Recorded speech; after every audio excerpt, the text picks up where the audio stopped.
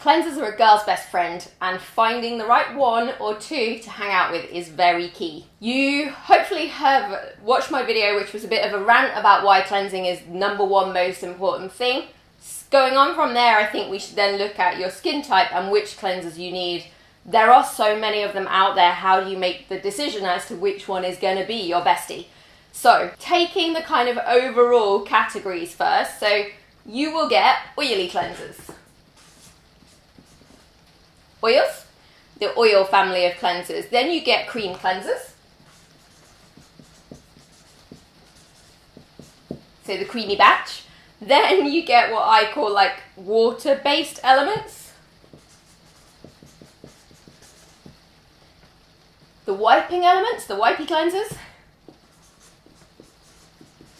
And last off, foaming bubbly ones. Your kind of 5 top line categories. And we're going to take these and work out which skin type should have which, if there are certain skin types that absolutely, definitely shouldn't have one, and what their kind of strengths are as a group. Just really generically, not talking about specific brands. So, oily ones. When I say oil, that means pure oil cleansers. So something like a Shirumu or a Bobbi Brown, where they have like a pure oil. It looks like a bottle of oil cleanser. But the other version of these is also your balm cleansers, which will tend to come in a pot. What these are really good at then, these bad boys are what you really need to break other oil down.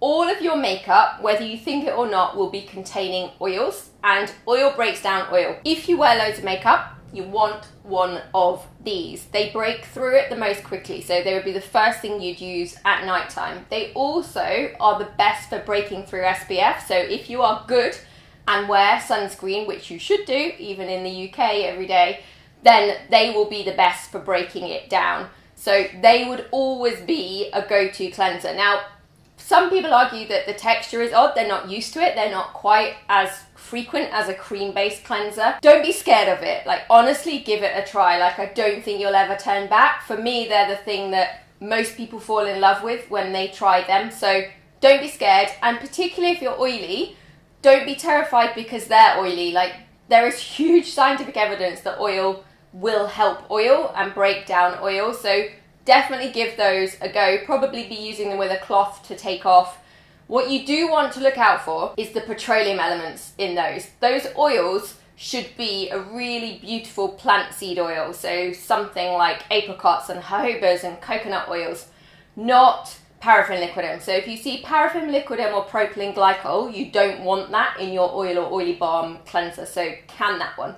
Get rid of that. If you're sensitive, these are also your go-to. When you formulate and you mix together a cream, you have to have oil and water. And to hold it together, you just by default have to have more stuff in it. So for a sensitive skin, a cream bottle literally has more ingredients. And what that will mean is that you've just got more things you're likely to react to. So you want to try a balm-based cleanser, which is really, really good, high quality, something like our Hydrate Deep Cleanse Melt. And I really think that you will see a difference. So balm and oily ones are for anyone that wears loads of makeup, SPF, sensitive skins, anyone that loves a luxurious cleanse. Frankly, pretty much we should all have one. Creams up next then. So creams are the ones you're most used to. They will come in anything from skinny lotions, like milk creams, all the way to really thick creams. And as I've said, they're a mixture of oil and water put together with some sort of surfactant that will be helping take off makeup as well. They are good because they're the most common. They're the ones you'll have most access to. They're the ones that people don't tend to be scared of. If you've got a really good quality one, then they are really nice after a balm cleanser as well. And in honesty, they're kind of like a cover-all. Pretty much most skin types, as long as you avoid any ingredients that you react to, can deal with a cream-based cleanser. Big thing to avoid the petroleum that you need to look out for is those same ingredients again. You do not want it to say aqua paraffinium liquidum or aqua paraffin liquidum propylene glycol, which loads and loads of them will. That's just a cheap, inert version of an oil as opposed to using a really good quality oil in that cream. In that category, in the creamy category, I also will add in clays. So you can get clay-based cleansers where they're a creamy texture, but you've added in clays. We have one in our men's range, and they make beautiful cleansers for someone that needs their skin to be calmed. Really good like post-shaving, but also just on sensitive skins, because you get a really quelling, calmed effect from the clay cleanser. Or you can get ones where they're more drawing as well. So look out for the clays ones. They are quite interesting. Not loads of them about, but clay would sit within there. The skins that I might not necessarily rush to do a cream cleanser on are really, really dry skins. They're not going to do anything terrible, but if you go to the category above, to the oily balm based cleansers, you'll get better results for your skin. So if you are super dry, I would take a balm based cleanser first if there was only an option to have one cleanser. Ideally you'd have two, but we'll get to that on a double cleanse day.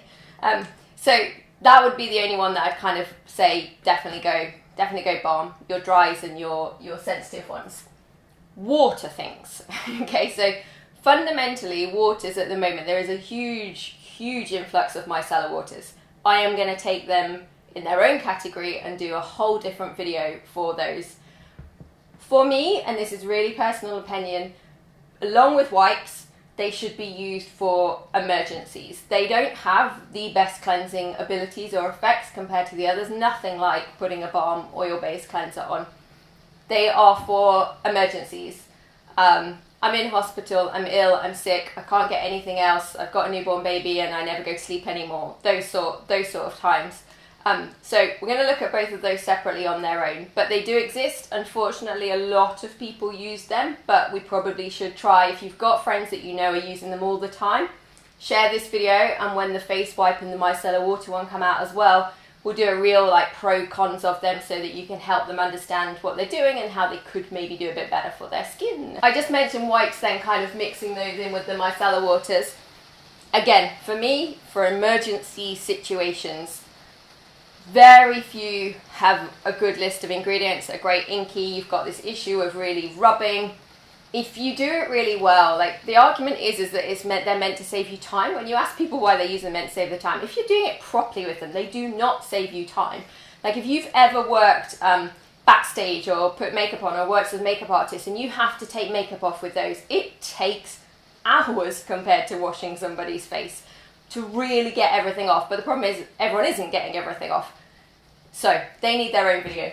Wipes. And then up here last, foam. You have to be very, very careful with foaming gel cleansers to look out for petroleums, for your paraffin liquid, but predominantly the one I want you to look out for is SLS, sodium lauryl sulfate. SLS. Not a good thing. It is the bubbling agent. It's what causes the bubbles in those foaming gel washes. And I know why people like them. They like them because they feel so clean and squeaky.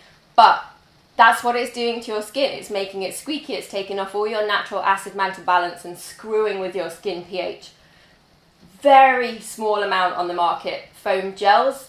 There are a few of them with the right ingredients in, but really few and far between. So they definitely need you to look through that inky and look at what is in them and look for that sodium lauryl sulfate. And if it is there, then you can make a better choice, I think, for cleansing. Even if you like that texture, we need to get you out of liking that texture. I made this video for you because I'm clearly passionate about cleansing. I love cleansers. I keep going on about the fact that you should be using cleansers, so I thought we should take some steps to work out which ones. And this is about categorizing them so you know the groups that they come in and specific skin types that they should go to. Tell me what your favorite one is, or if you've got any questions, put it in the comments. If you want me to advise what your cleanser is and if there's anything you should be changing it to. Top lines from today is that we need to cleanse, we need to double cleanse. I want to know if you double cleanse. Let me know. Take some pictures. Tell me what you use. Tell me what's the best thing that you've ever found. And we will look at that as a whole function on its own, like the benefits of double cleansing. Morning and night we should think about as well. I think we should do something where we look at how you could change your morning and your nighttime cleansers. It's really starting to rain in here. Can anyone hear it? It's like tin roof coming down.